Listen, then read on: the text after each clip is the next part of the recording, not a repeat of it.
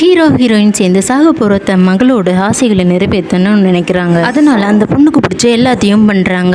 Shopping two அந்த பொண்ணுக்கு பிடிச்ச பையன்கிட்ட வர பேச விட்டுறாங்க. ஆனால் அந்த பையன்கிட்ட ஓவர் அட்வான்டேஜ் எடுத்துக்க கூடாதுன்னு சொல்லிடுறாங்க. அந்த பொண்ணு அந்த பையன் கூட நிறைய டைம் ஸ்பெண்ட் பண்ணுறா. ஒரு நாள் அந்த பொண்ணோட கண்டிஷன் ரொம்ப மோசமாகவும் சரின்னு அந்த பையனுக்கு ப்ரப்போஸ் பண்ணுறான். அந்த பையன் அந்த ப்ரப்போசல் அக்செப்ட் பண்ணாமல் நிராகரிச்சிடறான். உடனே இந்த பொண்ணு போய் அழுறா. இந்த பொண்ணோட தனிமையை நிற்க அவங்க ஹைலாண்டுக்கு கூட்டிகிட்டு போகிறாங்க. அங்கே ஃப்ளைட்டில் ஆக்சிஜன் குறைவால் அந்த பொண்ணு ரொம்ப சீரியஸ் ஆயிடும். உடனே டாக்டர் இந்த பொண்ணுக்கு லங்ஸ் மாற்றணும்னு சொல்கிறாங்க. ஆனால் அந்த பொண்ணு அதுக்கு அக்செப்ட் பண்ணிக்கல. இந்த பொண்ணு அவளை பற்றி ஒரு பயோகிராஃபி எழுதிட்டு இருக்கா. அதை அவங்க அப்பா எப்படியாவது பப்ளிஷ் பண்ணணும்னு நினைக்கிறாங்க. இந்த பொண்ணுக்கு அண்ணனா ரொம்ப பிடிக்கும். உடனே அவனுக்கு கால் பண்ணி பேசுகிறா. அவனும் அப்பா நீ எழுதின புக்கை பப்ளிஷ் பண்ணியிருக்கான்னு சொன்னோன்னே அந்த பொண்ணு ஹாப்பியாக வரும். அந்த புக்கையும் எடுத்துகிட்டு வந்து அவகிட்ட காமிக்கிறா. அதை பார்த்தவொன்னு ரொம்ப சந்தோஷமாக வரும். அப்படியே அண்ணன் கூட விளையாடிட்டு அந்த இடத்துலயே இறந்துடுறா. அந்த பொண்ணை புதைக்கும் போது பர்த்டே கேர்ள் மாதிரி ரெடி பண்ணி புதைக்கணும்னு அந்த மாதிரி புதைக்கிறாங்க. ஃபேர்வெல் டே அன்னைக்கு அப்பா பொண்ணை பற்றி ரொம்ப ஃபீல் பண்ணுறாரு.